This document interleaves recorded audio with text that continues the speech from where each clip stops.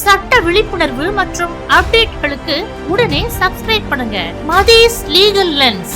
இந்த வீடியோவை மறக்காம உங்க நண்பர்களுக்கு ஷேர் செய்யுங்க. தப்பா இல்லை குற்றம் என்ன திடீர்னு டவுட்? தப்புக்கும் குற்றத்துக்கும் நடுவுல இல்ல முக்கியமான ஒரு டிஸ்கஷன் குரூப்ல போயிட்டு வந்து அதுக்காக. என்ன குரூப்? பெரிய கவுண்டமணி சார் சொன்ன மாதிரி அமெரிக்கா குரூப். என்ன குரூப்? எங்க குரூப் இல்ல நாளுக்கு நாள் வந்து இந்த தர்க்கன் ட்ரைவர்ஸ் வந்துட்டு பெரிய நியூஸா போயிட்டே இருக்கு. கேளுங்க கேளுங்க. 2025 மட்டும் இது வரைக்கும் அப்ராக்சிமேட்டா கிட்டத்தட்ட ஒரு இல்ல இப்ப அப்ராக்சிமேட்டா இந்த 2028 தொடங்குறதுல இருந்து பாத்தீங்கன்னா இது வரைக்கும் 59,084 டர்க்கன் ட்ரைவ் கேஸ் வந்துட்டு போலீஸ் ரெக்கார்ட் பண்ணிருக்கிறதா சொல்றாங்க. அதனாலதான் கேட்கிறேன், டர்க்கன் ட்ரைவ் தவறா இல்லை குற்றம்? குடிச்சிட்டு யாரையும் பாதிக்காத மாதிரி நீங்க இருந்தீங்க அப்படின்னா அது வெறும் தப்போட முடிஞ்சிரும்.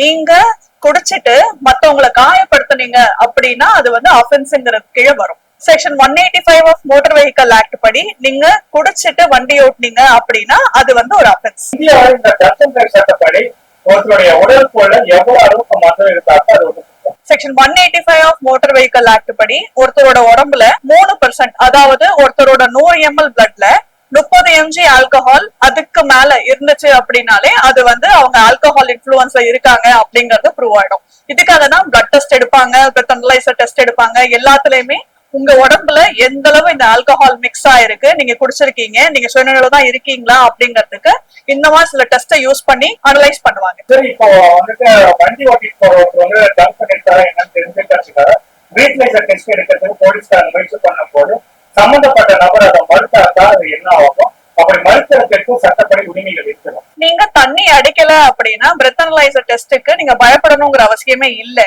இன்ஃபேக்ட் நீங்க வந்து வாலண்டரியா போனீங்கன்னாலே உங்களை பார்த்தோன்னே மோர் ஓவர் ஜட்ஜ் பண்ணிடுவாங்க நீங்க ஆல்கஹாலோட இன்ஃபுளுன்ஸ் இருக்கீங்களா இல்லையான்னு.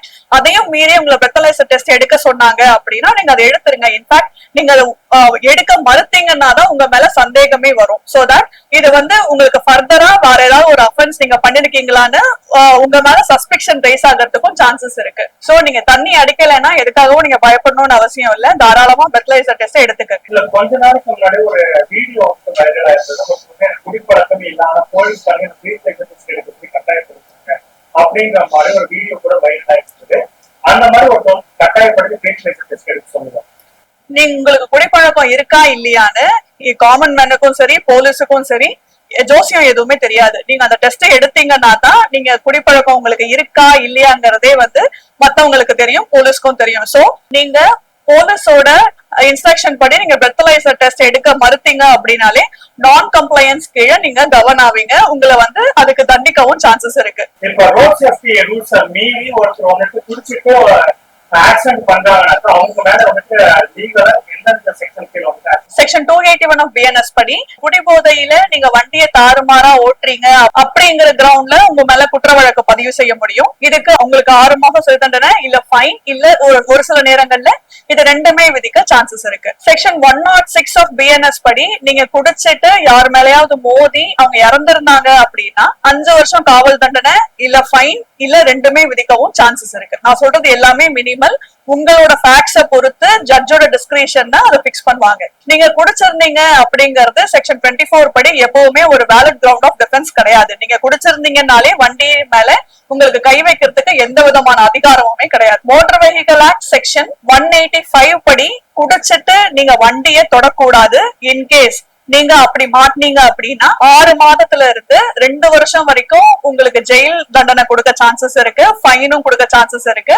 இப்ப நான் சொன்ன மாதிரி நீங்க எந்த வழக்குல சிக்கிறீங்களோ அந்த ஃபேக்ட்ஸ பொறுத்து ஜட்ஜோட டிஸ்கிரிஷன் தான். சரி, ஃபர்ஸ்ட் டைம் ஒருத்தர் வந்து டர்க்கன் ட்ரைவ் பண்ணி சிட்டில போலீஸ் கிட்ட அப்படின்னாக்கா அவருக்கு என்ன பனிஷ்மென்ட் இருக்கு? முதல் தடவை அப்படின்னா உங்களுக்கு 10,000 இருந்து உங்களுக்கு ஃபைன் இம்போஸ் பண்ண சான்சஸ் இருக்கு. 6 months அதுல இருந்து ஜெயில் தண்டனை உங்களுக்கு விதிக்கிறதுக்கும் சான்சஸ் இருக்கு.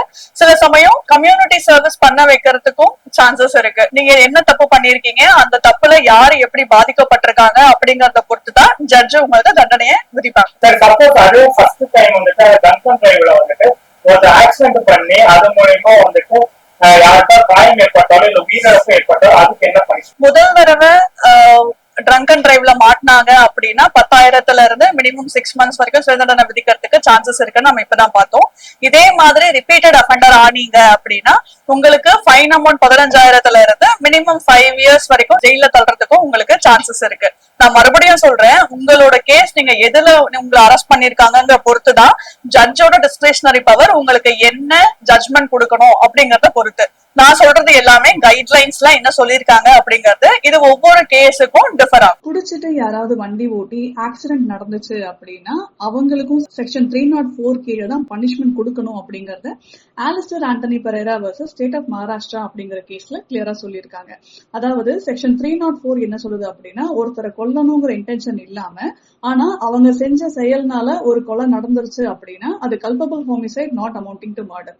அந்த பனிஷ்மெண்ட்டுக்கு 10 வருஷத்துல இருந்து இம்ப்ரிசன்மெண்ட்டும் ஃபைனும் அவார்ட் பண்ணுவாங்க. சோ குடிச்சிட்டு யாராவது வண்டி ஓட்டினாங்க அப்படின்னா அவங்களுக்கும் இந்த culpable homicide not amounting to murder, அதாவது கொலை அப்படின்னே உள்ள வரணும் அப்படிங்கறத Alistair Anthony Pereira versus state of Maharashtra அப்படிங்கிற கேஸ்ல 2012 சுப்ரீம் கோர்ட் ஆர்டர் பண்ணிருக்காங்க. இதே விஷயத்தை தான் OSI versus state of West Bengal அப்படிங்கிற கேஸ்லயும் சுப்ரீம் கோர்ட் என்ன சொல்லுது அப்படின்னா, ஒருத்தர் வேணும்னே குடிச்சிட்டு வண்டி ஓட்டுறாங்க அப்படின்னா அவருக்கு தான் குடிச்சிட்டு தான் வண்டி ஓட்டுறேங்கிற நாலேஜ் கண்டிப்பா இருக்கும். சோ குடிச்சிட்டு அவரோட கண்ட்ரோலை இழந்தவருக்கு ஆக்சிடென்ட் நடக்குங்கிறது கண்டிப்பா தெரியும். சோ அதனால அப்படி நடக்கிற ஆக்சிடென்ட்டுக்கு நான் முன்னாடியே சொன்ன மாதிரி செக்ஷன் 304, அதாவது culpable homicide not amounting to murder அப்படிங்கிற கிரவுண்ட்ல தான் வரணும் அப்படிங்கறதையும் சுப்ரீம் கோர்ட் சொல்லிருக்காங்க. TRPS Lodhi colony new Delhi versus Sanjeev Nanda அப்படிங்கிற கேஸ்லயும் 2012 சுப்ரீம் கோர்ட் என்ன சொல்லிருக்காங்க அப்படின்னா, culpable homicide not amounting to murder, அதாவது ஒருத்தரை கொலை செய்யணுங்கிற இன்டென்ஷன் இல்லாம ஒரு கொலை நடந்திருந்தாலும் காசிங் டெத் பை நெக்லிஜென்ஸ், அதாவது தெரியாம நடந்த ஒரு மரணத்துக்கும் வித்தியாசம் இருக்கு. அதுவே குடிச்சிட்டு நடந்த ஒரு மரணம் அப்படின்னா நம்ம இன்னும் ஸ்ட்ராங்கா பனிஷ்மெண்ட் கொடுக்கணும் அப்படிங்கறத இந்த state TRPS Lodhi colony new Delhi versus Sanjeev Nanda அப்படிங்கிற கேஸ்ல ரொம்ப ஸ்ட்ராங்கா ரெக்கமெண்ட் பண்ணிருக்காங்க. ஒருத்தர் தண்ணி அடிச்சிட்டு வண்டி ஓட்டும் போது இப்ப நம்ம வண்டி ஓட்டுறதுனால ஏதாவது விபத்து நடக்க சான்சஸ் இருக்கு அப்படிங்கிற அறிவு கண்டிப்பா இருக்கும். அதனால குடிச்சிட்டு வண்டி ஓட்டி ஏதாவது மரணம் நடந்துச்சுன்னா அதுக்கு உண்டான பனிஷ்மெண்ட் கண்டிப்பா ரொம்ப ரிகரஸா கொடுக்கணும் அப்படிங்கறது தான் இந்த state TRPS Lodhi colony new Delhi versus Sanjeev Nanda அப்படிங்கிற கேஸோட முக்கிய சாராம்சமே. சரி, இப்ப ட்ரங்க் அண்ட் டிரைவ் கேஸ்ல போலீஸ்காரங்க ஒரு கம்ப்ளைண்ட் ரெஜிஸ்டர் பண்ணிருக்காங்க அப்படின்னு கூட அத போலீஸ்காரங்க ஏதாவது ஒரு காரணத்தோட கேன்சல் பண்ண முடியும். In general drunk and drive கேஸ கேன்சல் பண்ண முடியாது. உங்களுக்கு சலான் போட்டிருப்பாங்க, நீங்க கோர்ட்டுக்கு வரணும், கோர்ட்ல நீங்க ப்ரொடியூஸ் ஆகி உங்களோட சைடு நீங்க அட்வொகேட்டை வச்சு நீங்க உங்களுக்காக வாதாடிக்கணும். இன்கேஸ் உங்களுக்கு அட்வொகேட்ஸ் யாருமே இல்ல அப்படின்னு நீங்க கோர்ட்ல சொன்னீங்க அப்படின்னாலே உங்களுக்கு கோர்ட் உங்களுக்கு லீகல் எய்ட் உங்களுக்கு ஹெல்ப் பண்ணுவாங்க. இன் ஜெனரல் இந்த மாதிரி ட்ரங்க் அண்ட் டிரைவ்ல மாட்டின மெஜாரிட்டி கேசஸ் நீங்க ஜட்ஜ பாத்தீங்கன்னாலே உங்களுக்கு அவங்களே சொல்லிடுவாங்க, இதுக்கு இந்த அஃபென்ஸ் நீங்க இது ஃபைன் கட்டுங்க, இல்ல நீங்க வேற ஏதாவது சீரியஸ் அஃபென்சஸ்ல மாட்டிக்கிட்டீங்க அப்படின்னா உங்களுக்கு எங்களை மாதிரி அட்வொகேட்ஸ் ஹெல்ப் பண்ணுவாங்க நெக்ஸ்ட் ப்ரொசீஜர்ஸ் என்ன அப்படின்னு. So majority drunk and drive cases cancel பண்ண முடியாது, நீங்க கண்டெஸ்ட் பண்ணி ஆகணும். ஏதாவது ப்ரொசீஜரல் லாப்சஸ் இருந்துச்சுன்னா வேணா கேன்சல் பண்ணிக்க முடியும் ஆர் வித்ட்ரா பண்ணிக்க முடியும். இன் ஜெனரல் கிரிமினல் கேசஸ வித்ட்ரா பண்ண மாட்டாங்க, because it would be filed by state. சரி, குடிப்பழக்கம் இல்லாத ஒரு நபரை குடிப்பழக்கம் இல்லாத ஒரு பர்சனை போலீஸ்காரங்க ட்ரங்க் அண்ட் டிரைவ்ல தவறுதலா கட்டாயப்படுத்தி அரெஸ்ட் பண்றதுக்கு ட்ரை பண்றாங்க அப்படின்னு கொள்ள அந்த சம்பந்தப்பட்ட பர்சன் முதல்ல உங்க வண்டி மேல ஒரு சலான் இஷ்யூ பண்ணிருப்பாங்க. நீங்க அந்த சலான்ல போட்டிருக்க டீடைல்ஸ் எல்லாம் முதல்ல கிராஸ் வெரிஃபை பண்ணுங்க. டேட், உங்க பேரு, வண்டி நம்பர், டீடைல்ஸ், என்ன அஃபென்ஸ் கொடுத்திருக்காங்க எல்லாமே கரெக்டா இருக்கான்னு கிராஸ் வெரிஃபை பண்ணுங்க. And once drunk and drive உங்க மேல கேஸ் ஃபைல் பண்ணிட்டாங்க அப்படின்னா நீங்க உடனே பக்கத்துல இருக்கிற ஒரு டாக்டர் கிட்ட போய் செல்ஃப் மெடிக்கல் ரிப்போர்ட் ஒண்ணு வாங்கிக்கோங்க. சோ தட் உங்க பிளட்டோட அளவுல ஆல்கஹால் இருக்கா இல்லையான்னு டாக்டர் கொடுக்கற சர்டிபிகேட், மெடிக்கல் சர்டிபிகேட்ல உங்களுக்கு ப்ரூவ் ஆயிடும். அதுக்கப்புறம் இப்ப இருக்கிற சோசியல் மீடியா இருக்கு, பக்கத்துல இருக்கிறவங்க இருக்கு, உங்க கையில இருக்கிற மொபைலே உங்களுக்கு பெரிய சப்போர்ட் தான். நீங்க அதை வச்சே நீங்க ரெக்கார்ட் பண்ணிக்கிட்டீங்க அப்படின்னா உங்களுக்கு நீங்க சொல்றதை கொராபரேட் பண்ணிக்கிறதுக்கு உங்களுக்கு அதுவே பெரிய ஹெல்ப்பா இருக்கும். சரி, இப்போ ஒரு நேரம் ட்ரங்க் அண்ட் டிரைவ் கேஸ் உறுதி செய்யப்பட்டிருக்கு அப்படின்னாக்கா அவருக்கு என்னென்ன மாதிரியான பிரச்சனைகள் உள்ளவோ, குறிப்பாக அந்த லைசன்ஸ் உரிமையில என்ன மாதிரி பிரச்சனைகள்? உங்க லைசன்ஸை கேன்சல் பண்றதுக்கும் உங்க லைசன்ஸை சஸ்பெண்ட் பண்றதுக்கும் கூட இந்த section 185 of motor vehicle act படியும் சரி, மத்த நீங்க பண்ண அஃபென்ஸோட வீரியத்தை பொறுத்து மத்த செக்ஷன்ஸ்லயும் சரி, பிஎன்எஸ் ஆக்ட்லயும் சரி அவங்களுக்கு பவர் இருக்கு. ஃபர்ஸ்ட் டைம் நீங்க மாட்டினீங்க அப்படின்னா மினிமம் 6 மாசம் ஃபைனு, இல்ல மறுபடியும் தண்ணி அடிச்சு மாட்டினீங்க, ட்ரங்க் அண்ட் டிரைவ் கேஸ்ல மாட்டினீங்க, ஹாபிச்சுவல் அஃபெண்டர் அதாவது மறுபடியும் குற்றவாளியா உங்களை ஸ்டாம்ப் பானீங்க அப்படின்னா அதுக்கேத்த மாதிரி ஜட்ஜோட டிஸ்கிரிஷனரி பவர் படி உங்க மேல தண்டனை கொடுக்கறதுக்கு ஜட்ஜுக்கு அதிகாரம். இன்கேஸ் உங்க மேல போட்டிருந்த வழக்குல நீங்க ஆல்கஹாலோட இன்ஃபுளுன்ஸ்ல இல்ல, நீங்க தப்பா ட்ரங்க் அண்ட் டிரைவ்ல சார்ஜ் பண்ணிருக்கீங்கன்னு தெரிஞ்சது அப்படின்னா கோர்ட்டே அந்த வழக்குல இருந்து உங்களை தள்ளுபடி பண்ணிட்டு உங்க லைசன்ஸ உங்களுக்கு திரும்ப கொடுக்கும். இந்த மாதிரி ட்ரங்க் அண்ட் டிரைவ் கேஸால சிக்கனவங்களுக்கு ஜாப் அண்ட் ஆப்பர்ச்சுனிட்டிஸ்ல ஏதாவது பிரச்சனைகள் வரும். அதே மாதிரி பாஸ்போர்ட் அண்ட் ஃபாரின் விசால சிக்கல்கள் வரும். உங்களுக்கே தெரியும், போலீஸ் கேஸ் ஏதாவது இருந்தாலே உங்களுக்கு விசா கொடுக்க மாட்டாங்க. சோ அப்படி இருக்கும்போது யூஎஸ், கனடா அந்த மாதிரி வெளிநாட்டுக்கு போகும்போது நீங்க விசாக்கு ட்ரை பண்ணீங்கன்னா மெஜாரிட்டி இந்த மாதிரி எஃப்ஐஆர் இருக்கிறவங்களுக்கு விசா கொடுக்க மாட்டாங்க. பிகாஸ் அந்த மாதிரி கண்ட்ரீஸ்ல ட்ரங்க் அண்ட் டிரைவ் அப்படிங்கிறது ரொம்ப சீரியஸான அஃபென்சஸ். இது மாதிரியான கேஸுகள் பாத்தீங்கன்னாக்கா நீதிமன்றத்துக்கு போய் ஆகணும், இல்ல ஏதாவது காம்ப்ரமைஸ் பண்ணிக்கலாம். உங்களுக்கு ட்ரங்க் அண்ட் டிரைவ்ல சலான் இஷ்யூ பண்ணாங்க அப்படின்னா அந்த சலான்ல வர ஃபைன் அமௌண்ட் நீங்க ஸ்பாட்ல பே பண்ணிட்டு நீங்க அஃபென்ஸ் காம்பவுண்ட் பண்ணிட்டு நீங்க போயிட்டே இருக்கலாம். மைனர் அஃபென்சஸா இருந்துச்சுன்னா. அப்படி இல்ல சீரியஸ் அஃபென்ஸா இருக்கு, உங்க மேல drunk and drive case file பண்ணிட்டாங்க அப்படின்னா நீங்க கோர்ட்ல கண்டெஸ்ட் பண்ணி தான் உங்க கேஸை சேலஞ்ச் பண்ணணும்.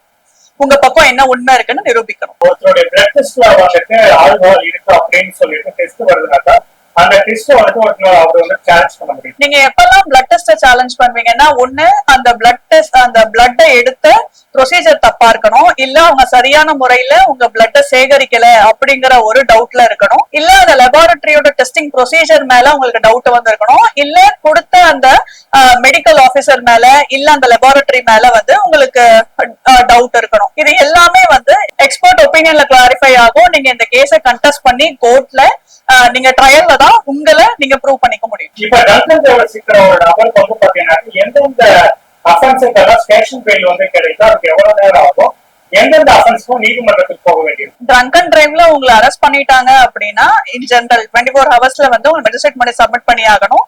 நீங்க ஜெயிலுக்கு போவீங்க. நீங்க ப்ராப்பர் செக்யூரிட்டி பே பண்ணி கண்டிஷன்ஸ் பேல உங்களை விடுறதுக்கு சான்சஸ் இருக்கு. மெஜிஸ்ட்ரேட்டோட டிஸ்கிரிஷன். நீங்க அரெஸ்ட் பண்ணப்பட்ட கேஸ்ல உங்களுக்கு சாதகமா இல்ல உங்களுக்கு பாதகமா என்ன நடந்திருக்குங்கிறத பொறுத்து தான் ஜட்ஜோட டிஸ்கிரிஷனரி பவர்ல ஷூரிட்டியை பேஸ் பண்ணி உங்களுக்கு பெயில் கிடைக்க சான்சஸ் இருக்கு. அண்ட் ஜட்ஜோட டிஸ்கிரிஷனரி பவர் இப்போ கம்யூனிட்டி சர்வீஸ் பண்றது, நான் குடிச்சிட்டு வண்டி ஓட்டாதீங்கிற மாதிரி பேம்ப்ளெட் இஷ்யூ பண்றது, அதுக்கப்புறம் உங்க டிரைவிங் லைசன்ஸை சரண்டர் பண்ண வைக்கிறது, ரீஹபிலிட்டேஷன் ப்ரோக்ராம்க்கு உங்களை போக சொல்றது, உங்களை பத்தி பேச சொல்றது, இது எல்லாமே கம்யூனிட்டி சர்வீஸ்ல வரும்.